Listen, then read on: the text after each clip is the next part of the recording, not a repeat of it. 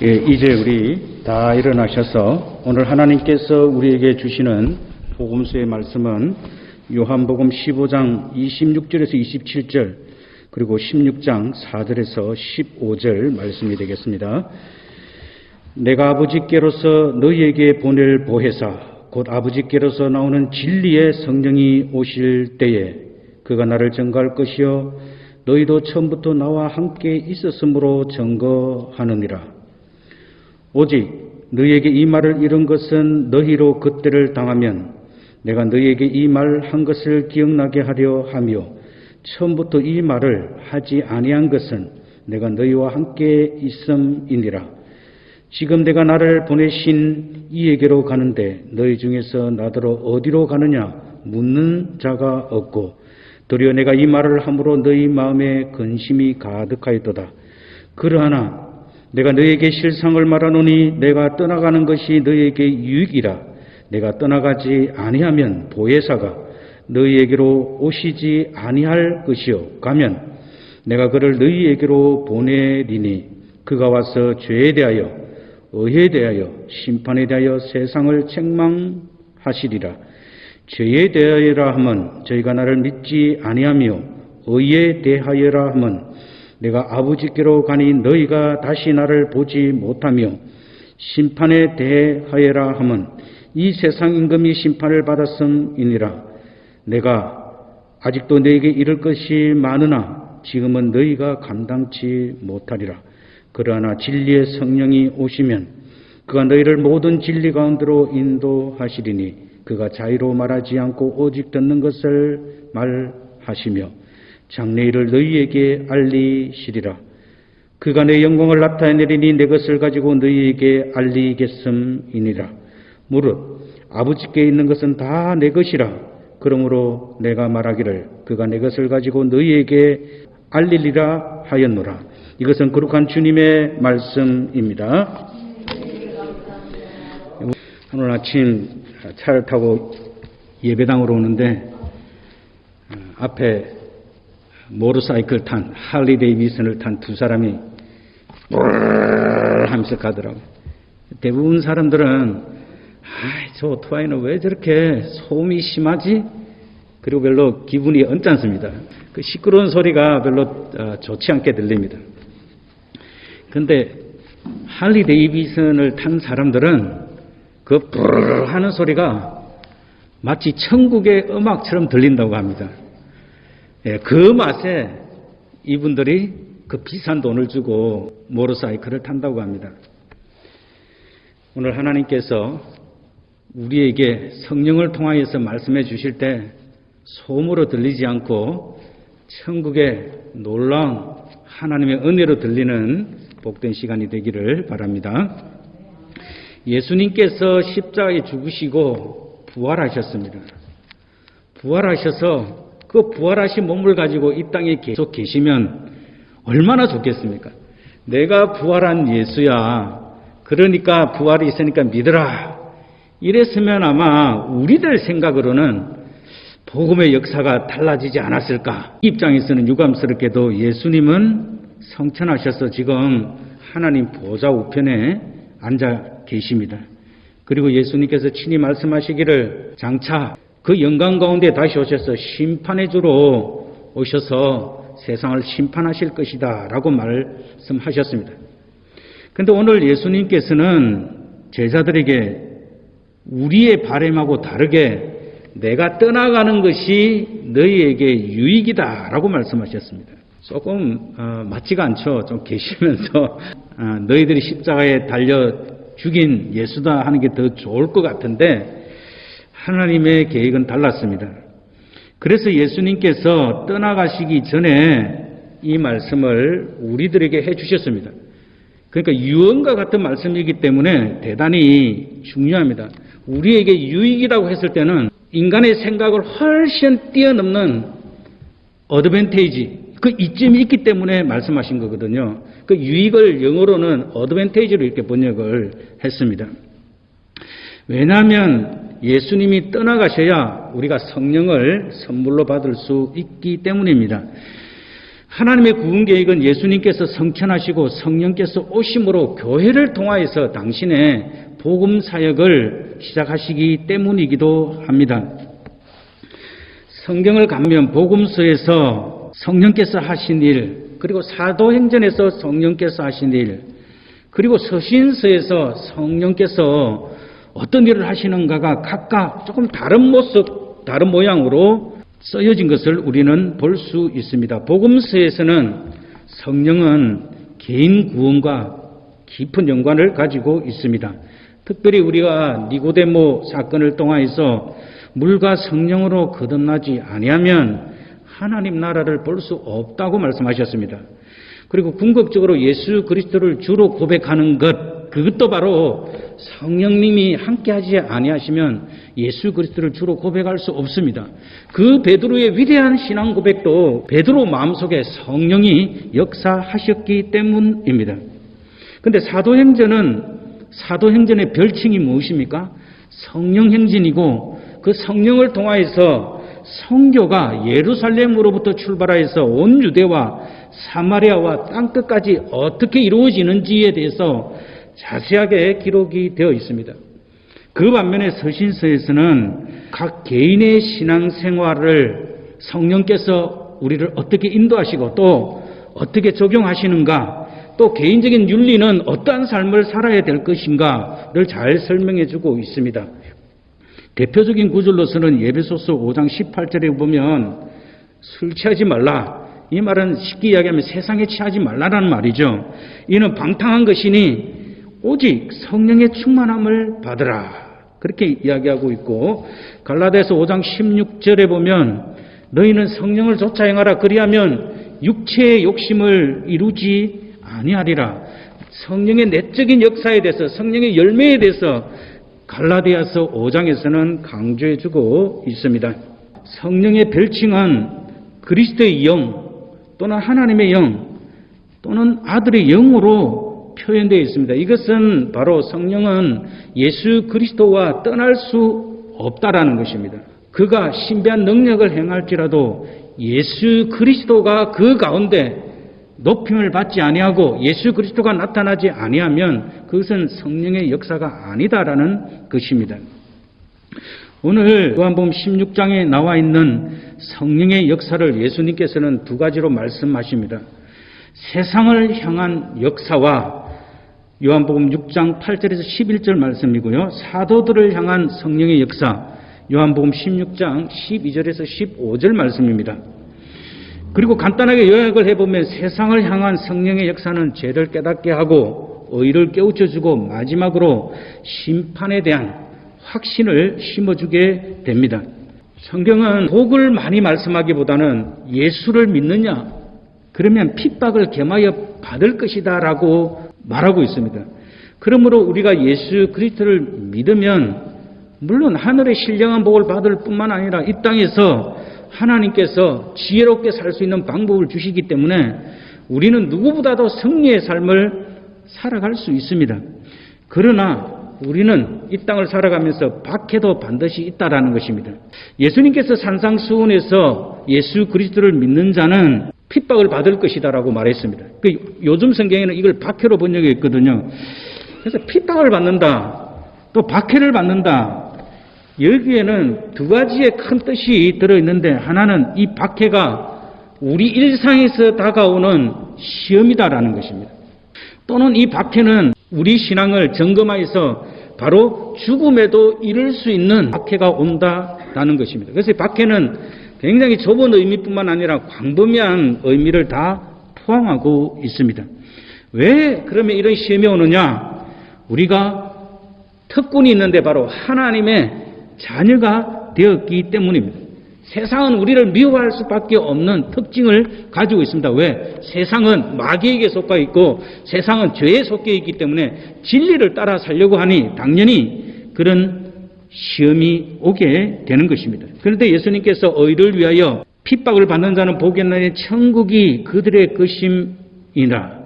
나로 말미암아 너희를 욕하고 박해하고 거짓으로 너희를 거스려 모든 악한 말을 할 때에는 너희에게 복이 있나니 기뻐하고 즐거워하라. 하늘에서 너희의 상이 크미니라. 이전에 있던 선지자들을 이와 같이 핍박하였느니라 라고 말씀하고 있습니다.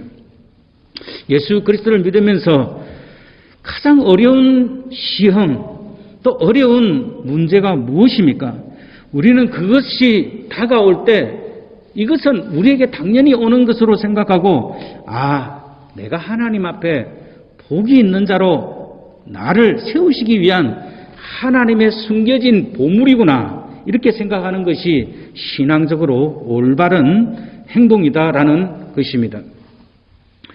예수님께서 그 당시에 예수 그리스도로 말미암아 미움을 당하고 징계를 받는다고 그렇게 말씀하셨는데, 요한복음 6장 2절에도 사람들이 너희를 출교할 뿐만 아니라 때가 이르면 무릇 너희를 죽이는 자가 생각하기를 이것이 하나님을 섬기는 일이니라, 그렇게 말씀하셨습니다. 유대인들이 이 징계가 세 가지가 있습니다. 한 달간의 징계를 받는 견책, 이 견책이 있어요. 그 다음에 40일간의 징계를 받는 근신, 그리고 마지막으로 가장 강력한 것은 이 출교가 있습니다. 이 출교는 회당에서 쫓겨나는 거고 유대 공동체로부터 보호를 받을 수 없는 것을 말합니다. 이것은 사회적으로 굉장히 큰 불이익을 받는 건데, 유대 사회에서는 소위 말해서 취직도 안 되고 난민같이 법적인 보호도 받을 수 없다라는 것입니다. 그래서 예수님은 너희를 출교한다라고 이야기했을 때 이 제자들에게는 우리가 생각하는 그런 막연한 출교가 아니라 굉장히 큰 두려움을 가질 수밖에 없다라는 것입니다. 우리가 어떤 공동체를 떠나서 다른 공동체로 들어가서 산다는 것은 우리가 미국 와서 살아봤지만 참으로 쉬운 일이 아니지 않습니까? 지금 저도 거의 횟수로 치면 30년 가까이를 지금 살고 있는데 아직도 미국 사람들 만나면 불편하고 영어 하는데 아직도 제약이 많은 거 봤을 때 그만큼 다른 공동체로 들어간다라는 것은 굉장히 불이익이 많습니다. 그래서 예수님께서 출교를 한다 이 말은 그 사회에서는 가장 무서운 징계와 같은 것으로 이는 사형 선고와 다름이 없다라는 것입니다. 근데 이것까지도 괜찮은데 제자들은 죽임을 당할 수 있다라고 말씀하셨습니다. 그런데 여기에 놀라운 것은 우리 상황이 아니라 그 제자들의 상황을 보면 그런 일들이 누가 합니까? 이방인이 합니까? 아니면 하나님을 잘 섬기는 종교 지도자들이 하게 됩니다. 그 이유를 예수님께서 요한복음 16장 3절에서 설명해 주시는데, 그들은 입에는 하나님 말하고 있지만 계명들을 머리에는 줄줄줄 다 깨고 다 알고 있지만 실상은 아버지와 아들인 예수 그리스도를 모르기 때문에 그런 핍박을 한다라는 것입니다.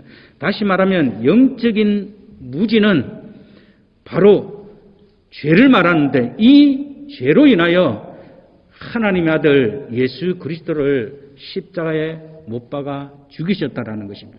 예수님께서 부활승천하신 이후에는 최초의 순교자 스데반을 비롯해서 많은 제자들이 이 박해 가운데 목숨을 내어놓게 되었습니다.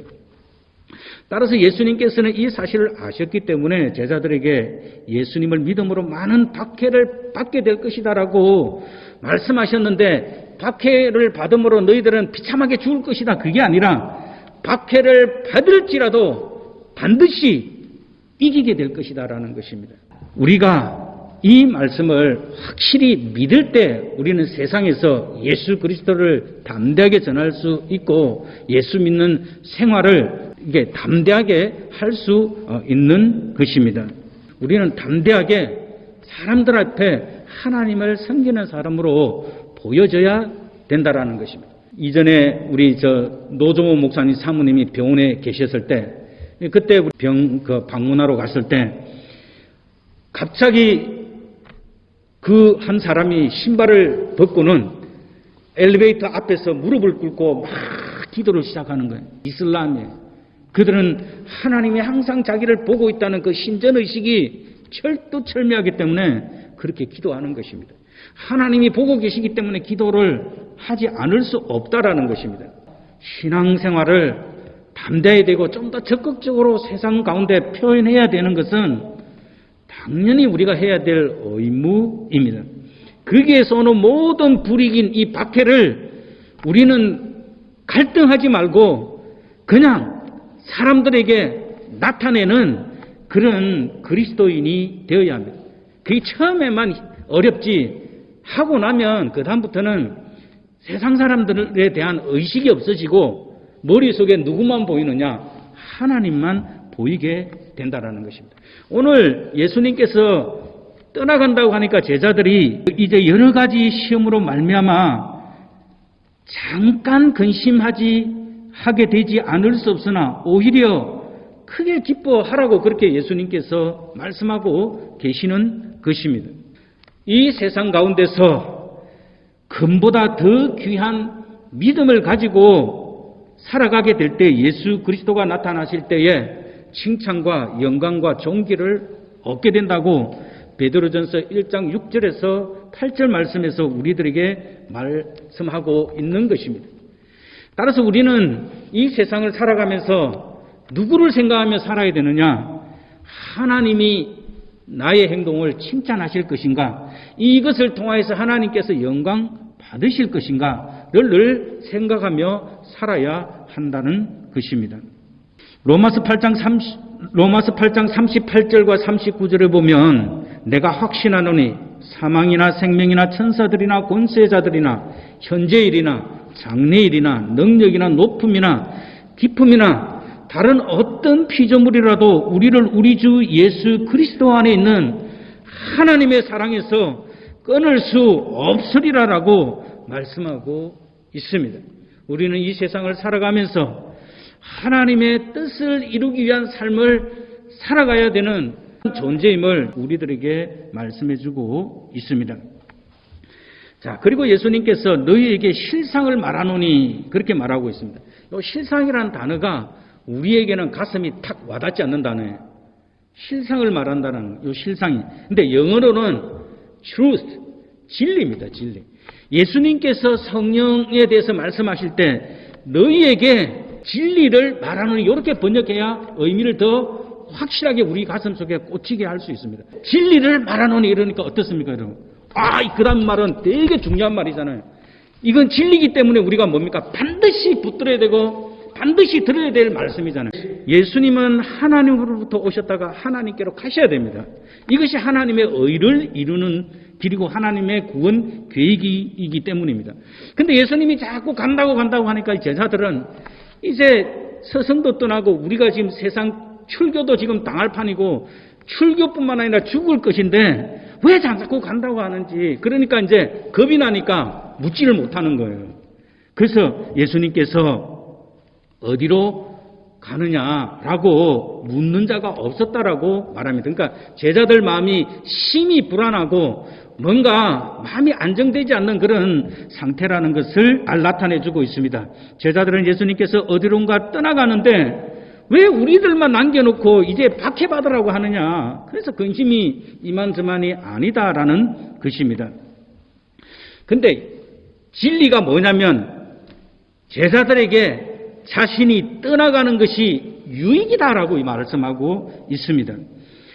다시 한번 요한복음 16장 7절을 읽어드리겠습니다. 그러나 내가 실상을 말하노니 내가 진리를 말하노니 내가 떠난가 하는 것이 너희에게 유익이라. 내가 떠나가지 아니하면 보혜사가 너희에게로 오시지 아니할 것이요 가면 내가 그를 너희에게로 보내리니. 그 유익이 뭐냐? 바로 보혜사가 우리에게 오신다라는 것입니다. 이 보혜사, 헬라 원어에는 곁에서 부름을 받아서 우리를 위로하고 대언하고 또 상담해 준다라는 그런 뜻을 가지고 있습니다. 한문으로 보혜사도 잘 번역했어요. 성령을 보호해 주시고, 해는 뭡니까? 은혜를 주시고, 사는 뭐예요? 가르쳐 주시는 선생을 이야기하는 거거든요. 그러니까 보혜사가 한문으로 굉장히 번역을 잘한 거예요. 그냥 우리가 막연하게 보혜사니까 뜻도 모르고 그냥 그렇게 이야기하는데, 보혜사에서 보는 뭐라고요? 보호해 주는 거. 그 다음에 해는 은혜를 베풀어 주시는 거. 사는 가르쳐 주시는 거. 그러니까 보혜사 성령님은 바로 이 역할을 하신다라는 것입니다. 왜 예수님께서 이 말씀을 하시느냐? 예수님은 육신의 몸을 입고 오셨기 때문에 시공간의 제약이 있습니다. 그래서 예수님은 모든 사람들과 영원히 함께 거할 수가 없습니다. 그러나 성령이 오시면 시간과 공간을 초월하여 제자들과 함께 거할 수 있기 때문입니다. 제자들이 위로가 필요할 때 위로해 주시고, 힘이 필요할 때 힘을 주시고, 용기가 필요할 때 용기를 주시고, 지혜가 필요할 때 지혜를 주시고, 또한 중보기도 해 주시고, 바른 신앙으로 인도해 주시기 때문입니다. 예수님의 떠나심은 이별이 아니라 성령과의 만남을 통해서 우리를 한 사람 한 사람을 바로 인도하기 위한 하나님의 뜻이 들어있다는 것입니다. 그리고 하나님께서 사람을 사용하시는 깊은 뜻이 들어있습니다. 자, 그게 뭐냐면 사람은 다 다릅니다.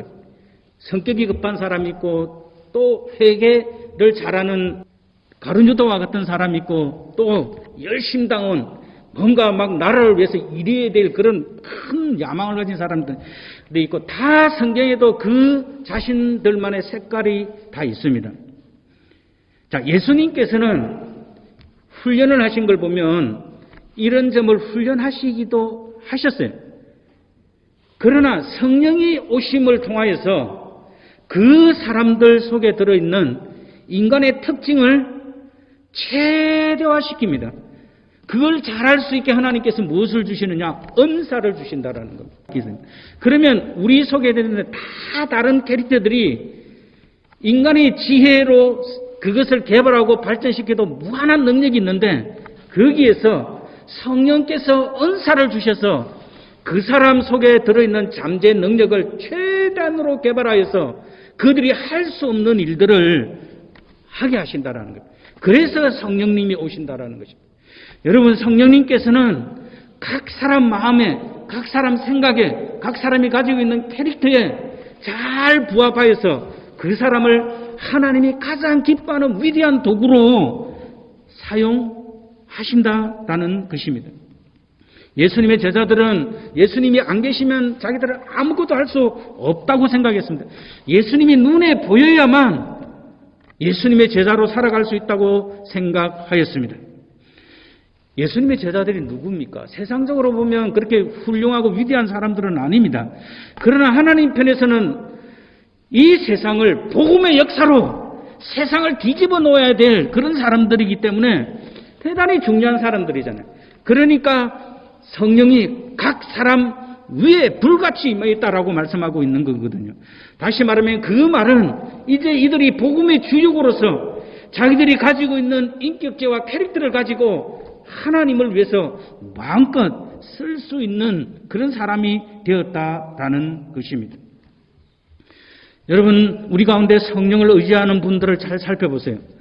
그 자기만의 그 장점이 잘 드러나 있습니다. 성령의 인도함을 받는 가운데 사람들을 구원시킵니다. 또 성령의 인도함을 받는 가운데 사람들을 위로합니다. 성령의 인도함을 받는 가운데 기도로서 큰 역사와 능력을 나타내는 사람도 있을 뿐만 아니라 병을 고치기도 합니다. 타인 의존적인 신앙에서 성령을 받으면 내 안에 계신 그 주님을 의지하면서 복음을 전하는 용사로 변화되게 됩니다. 자신만의 장점으로 하나님을 섬기며 세상 어떤 고난이 와도 핍박이 와도 그 속에서 절구하는 법을 익히며 사람이 하늘의 사람으로 온전히 변화되게 됩니다. 우리가 하나님의 사랑과 하나님을 의지할 때 결코 실패함이 없습니다. 우리의 의지 대상은 오직 하나님 한 분입니다. 바꾸고 말하면 성령님만이 우리가 붙들 수 있는 유일한 분이다라는 것을 우리는 믿어야 하는 것입니다. 그리고 세상을 향해서는 그가 와서 죄에 대해서, 의에 대해서, 심판에 대해서 세상을 책망할 것을 말합니다. 책망한다는 단어는 컨빅트라는 단어를 썼는데 그것은 유죄로 증명하다, 적극적으로 확신시켜준다, 또는 각성한다, 판단한다, 깨닫는다는 그 뜻이 들어 있습니다. 사람들은 죄는 도덕적이고 윤리적인 개념을 생각합니다. 그래서 다른 사람들과 비교해서 좀 양심적으로 살면 죄가 없다고 생각합니다. 그러나 성경은 그 죄가 무엇이냐? 예수를 믿지 않는 것이 죄라고 규정하고 있습니다. 그런데 이게 도덕적 가치를 추구하고 정직한 사람들은 예수를 믿지 않는 것이 죄다 그러면 강하게 반발합니다. 우리가 볼 때는 그깟 죄라고 아니라고 생각하는 자기가 도덕적인 것, 또 정직하고 성실한 것, 그 개똥과 같은 것인데 자기 자신은 그게 엄청난 자기 의가 되기 때문에 왜 그게 예수 믿지 않는 그게 큰 죄인가라고 반발한다라는 것입니다. 왜 예수 믿지 않는 것이 가장 큰 죄일까요? 그것은 예수 그리스도를 믿지 않는 것이 모든 죄의 근원이 되기 때문에 그렇습니다. 로마서 1장 21절과 32절에 보면 하나님을 영화롭게도 아니하고 감사치 아니할 때 개인 윤리, 가정, 사회가 타락한다라는 것을 말씀해주고 있습니다. 마치 이것은 우리 피부에 어떤 악종이 하나 생기면 그 피부가 탁 터져서 사람을 죽게 만든 것과 똑같은 의미가 들어 있습니다. 따라서 성령님께서 각 사람들 마음속에 오시면 죄를 깨닫게 합니다. 예수 믿지 않는 것이 정말 큰 죄인이구나. 예수를 믿지 않는 것이 그 죄구나. 이 죄 때문에 인간 세상에 괴로움이 왔구나. 그래서 그 괴로움에서 벗어나는 길은 예수 믿는 길이구나. 그걸 깨닫게 되고 알게 된다는 것입니다. 베드로는 오순절날 성령이 임하였을 때 너희가 십자가에 못 박은 이 예수를 하나님이 주와 그리스도가 되게 하셨느니라. 그리고 그럴 때 이스라엘 백성들이 그 말씀을 듣고 마음에 찔렸다라고 말합니다. 왜 마음에 찔렸습니까? 죄에 대해서 알았기 때문입니다. 그랬을 때 베드로와 다른 사도들에게 물어 이르되 형제들아 우리가 어찌할꼬? 어찌하면 좋노? 그렇게 물었습니다. 그들은 가슴을 치며 어찌해야 되노 이 일을? 그럴 때 베드로가 회개하고 성령을 받으라. 그들이 회개했을 때 성령이 임하였습니다. 3,000명이 회개하고 구원의 역사가 일어나게 되었습니다. 그들에게 세상이 줄 수 없는 큰 기쁨이 있었고 하나님을 찬양하며 떡을 떼며 기쁜 마음으로 순전한 삶을 살았다라고 성경은 기록하고 있습니다. 하나님께서 성령을 우리 마음속에 보내줄 때에만이 참다운 죄를 회개할 수 있고 예수 그리스도에게로 돌아올 수 있는 것입니다. 그 다음에 두 번째로는 의에 대하여라 하면 내가 아버지께로 가니 너희가 다시 나를 보지 못하며 라고 말씀하고 있습니다. 여기서 말하는 의는 죄와 반대되는 개념으로 쓰여졌습니다. 다시 말하면 이것은 내가 아버지께로 간다라는 말은 예수 그리스도의 무죄를 말하는 것입니다. 세상 사람들이 추구하는 의가 아버지께로 갈 수 없는 잘못된 의다라는 것을 포함하고 있습니다. 따라서 하나님의 의는 공의의 심판자 되신 하나님의 의와 직접적인 연관이 있습니다. 이것을 바로 세상 죄를 심판하는 하나님의 공의이기도 하다라는 것입니다. 사람들은 자기 의를 세우려고 하나님의 의에 복종치 않을 뿐만 아니라 의의 성취자이신 예수님을 십자가에 달려 죽게 하였습니다. 그러나 예수님께서 죽은 것은 바로 우리에게 의가 되기 위한 하나님의 공의를 우리들에게 보여주신 것입니다. 예수님께서 보좌 우편에 올라가신 것은 하나님의 의를 이룬 그 완전성을 말하는 것입니다. 인간으로서는 그 어떤 의도 하나님 앞에 올라갈 수 없습니다. 그러나 예수님이 이 땅에 이루신 그 의는 완전했기 때문에 하나님께로 다시 가실 수 있었다라는 것입니다. 따라서 인간 스스로 세워놓은 의의 규범이 불완전함을 세상에 드러내심으로 사람들이 예수 그리스도의 의를 따라 살도록 살아야 됨을 성령께서 책망하신다라는 것입니다. 유대 종교가 어떤 종교입니까? 자기 행위로 구원받고자 하는 행위의 종교이었습니다. 그러나 베드로는 성령의 충만함을 받고 나서 담대하게 천하 인간에게 구원받을 만한 다른 이름을 우리에게 주신 적이 없다라고 예수님의 그 구원의 의를 높여 드렸습니다. 어떤 사람이 이런 재밌는 표현을 했습니다. 자기 의로 구원을 받고자 하는 사람은 하나님 앞에 자기가 이쁘게 보이려고 화장하는 여자와 같다라고 말해야 했습니다. 화장한 여인의 얼굴은 이쁩니다. 그러나 화장이 지워지는 순간 본래의 모습으로 돌아올 수밖에 없죠. 우리가 하나님 앞에 서면 우리가 아무리 이쁜 화장을 하더라도 그 우리 속에 들어있는 본질이 드러날 수밖에 없습니다. 이사야서 64장 6절의 말씀은 우리는 다 부정한 자 같아서 우리의 의는 다 더러운 옷 같으며 우리는 다 잎사귀같이 시들므로 우리의 죄악이 바람같이 우리를 몰아가시나이다 라고 말하였습니다. 하나님의 의는 예수 그리스도를 통하여서 이루어집니다. 그래서 하나님은 예수 그리스도를 십자가에 죽게 하셨고 죄인들이 하나님 앞에 나올 수 있는 새롭고 산 길인 이 의의 길을 우리에게 주셨습니다. 그리고 마지막으로는 심판을 확신시켜 주십니다. 심판에 대하여라 함은 이 세상 임금이 심판을 받았음이니라. 대단히 중요한 말씀입니다. 이 세상 임금이 누굽니까? 세상의 대통령입니까? 옛날의 임금입니까? 그것이 아니라 이것은 영적인 임금, 이 세상을 정신과 영혼과 모든 것을 붙잡고 있는 이 세상 임금 사단을 말하는 것입니다. 그래서 우리 예수 믿는 사람들을 신령한 사람이라고 하는 것입니다. 이 연계가 확 열려지게 되는 것입니다. 이 세상 사람들은요, 아무런 이야기를 해도 그들이 대학교 아니라 대학교, 즉 할아버지를 낳아도 이 영적인 지식은 절대로 알 수 없습니다. 하나님께서 에덴 동산을 만드시고 인간을 관리하도록 하셨습니다. 사단은 여자를 유혹하여 불신을 심고 하나님의 말씀을 불순종하게 하였습니다. 따라서 하나님이 먹지 말라고 하신 그 선악과를 먹음으로 하나님 앞에 심판을 받아 죽음에 이르게 되었습니다. 그러나 예수님께서는 사단이 심판받았음을 오늘 성령께서 오심으로 그것을 알게 하신다라는 것입니다. 하나님은 마지막 심판의 날에 이 사단을 하나님이 영영토록 예비한 그 불못에 집어넣는다라고 말하고 있습니다. 사단은 세상적인 힘이 있는 것이 아닙니다.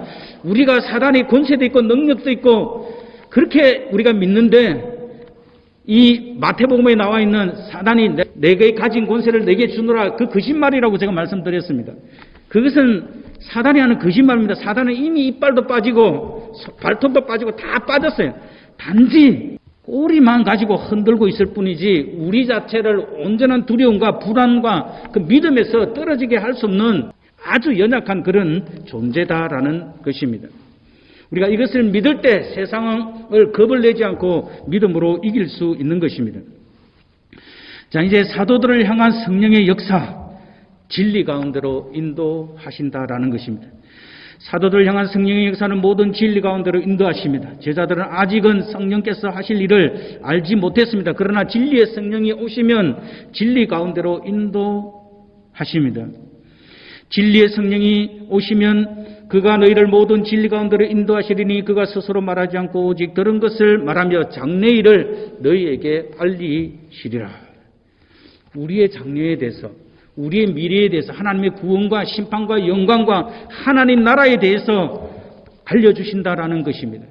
이것은 그냥 내 미래가 전쟁이 들처럼 하는 그런 장래가 아니라 하나님 구원에 대한 영원한 계획을 이 땅에 이루어지는 하나님의 섭리와 구원과 그 영광이 어떻게 이루어지게 될 것인가를 하나님께서 각 사람들 마음속에 알려주시기 때문에 우리가 복음을 전할 수 있는 사람이 된다라는 것입니다.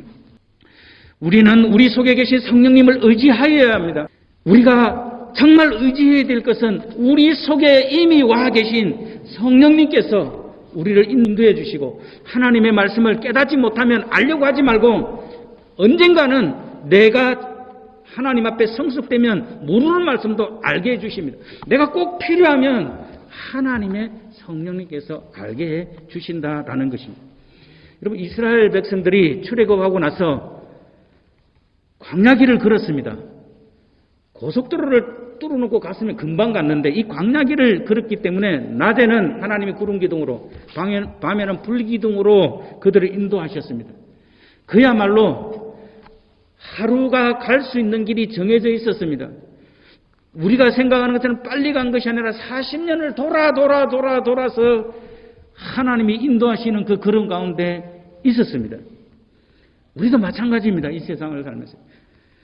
우리가 하나님 앞에 겸손하여 하나님의 말씀을 깨닫기를 기도하고 성령님께서 지금 내가 해야 될 일을 물어보면 하나님께서 성령을 통하여서 우리들을 깨닫게 해 주십니다. 우리는 다른 것에 대한 소망보다는 천국에 대한 소망과 장차 임할 그리스도의 재림에 대해서 소망하여야 됩니다. 그렇게 살아갈 때 우리는 현실에 얽매이지 않는 믿음 생활 할 수 있습니다. 여러분, 이 세상에서 가장 중요한 것이 멘토입니다. 멘토를 잘 만나야 지금 세상은 성공할 수 있습니다. 그런데 성령님께서 오늘 보면 멘토가 되신다라는 것입니다.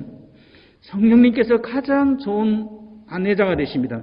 가장 위대한 스승이요 목자입니다. 초대교회 사도들이 왜 훌륭한 사도들이었고 진리를 바로 증거할 수 있었습니까? 그 속에 들어있는 성령을 의지했기 때문에 그렇게 하나님 앞에 위대하게 쓰임을 받은 것이거든요. 그래서 우리는 하루하루 삶 가운데 성령님께서 나를 어떻게 인도하는가를 우리는 심각하게 생각해 볼 수 있어야 합니다. 결론적으로는요, 성령은 하나님을 향해서 우리의 마음이 흐트러지지 않게 우리의 마음을 붙잡아 주십니다. 성령은 지정의를 가진 인격체이기 때문에 성령을 근심하거나 슬퍼하게 하지 말라라고 말합니다.